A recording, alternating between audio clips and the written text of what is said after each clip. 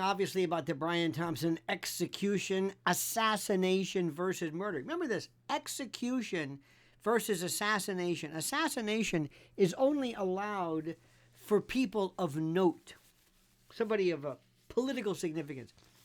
Execution is somebody whose murder was made or was ordered by virtue of some form of some order, some judgment, or what have you.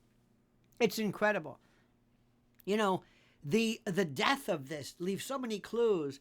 It also exemplifies the danger of conflating and confusing and admixing, so to speak, systemic critiques with personal attacks. The bullet inscribed casings found at the crime scene marked depose, deny, and defend. They are now saying echoed the title of a 2010 book, Delay, Deny, and Defend,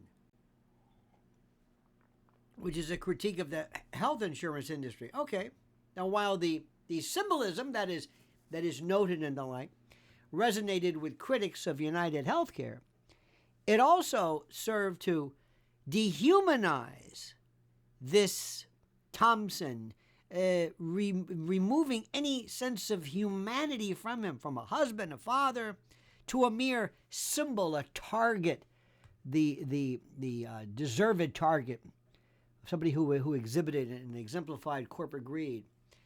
Gustave Le Bon, don't forget, my absolute hero, who wrote The Crowd, a study of the popular mind, warned us that there is dehumanization in crowds. This is one of my fascinating subjects, describing how individuals lose their sense of individual morality. Lynch mobs, the people who yell jump to some poor soul on a ledge, when little dogs run in a pack. Little Fluffy, your little dog, your little cute little dog with the painted toenails. Put that dog in a pack, and it will revert to a feral side, an atavistic canine, kind of a Luciferian side you've never seen before. You see, Le Bon says the crowd becomes an entity into itself, or unto itself. It's driven by emotion, a collective emotion, rather than by reason. And in this particular case of Thompson, the crowd is a collective. It's collective outrage obscures his humanity, his personhood. It's scary. And perhaps, if you think about it, the most unsettling and the most frightening aspect of the public reaction to his murder is the romanticization of the assassin.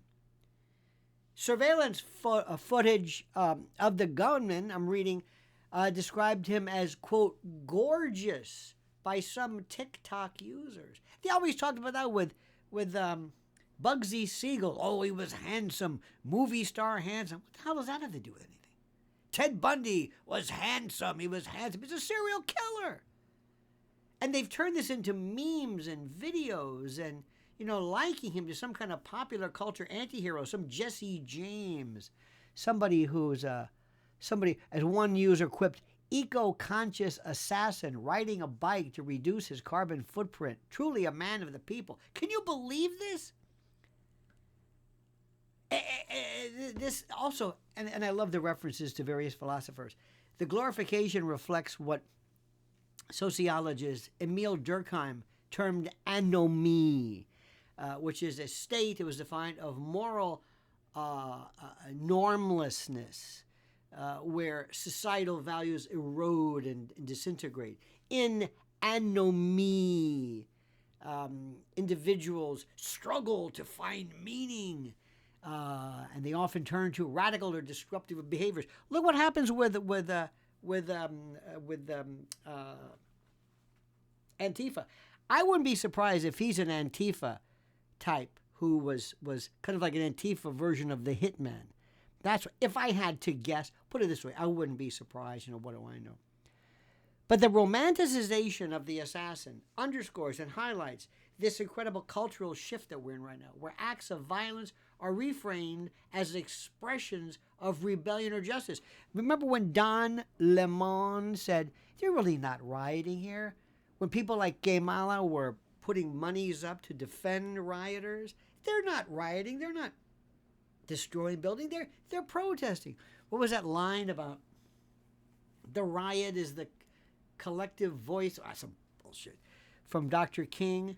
Remember, if the scrum targets someone you admire, let's say a Republican or a CEO or anyone that not rad left or woke, that's okay. Not vice versa. Reverse the object of this wrath and make, for example, Biden or Guatemala or some LGBTQIA, whatever, make them the target. Then calls for censorship and demonetizing and deplatforming and even prosecution will follow. Just look at the UK. Look at what we're talking about right now. This is not something that people should take lightly, my friends. This is something which is bigger. This also harkens back to Nazi Germany, to any other situation where individuals are targeted and isolated as not being worthy of the protection of society. They're less. They're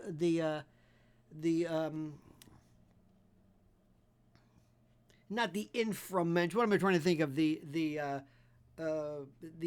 opposite of a Nietzschean collective. Look, this is. You might think that I'm getting a little bit too ahead of the game.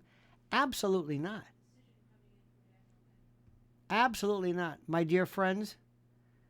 You sit tight, and you thank you. Let me thank you for your focus.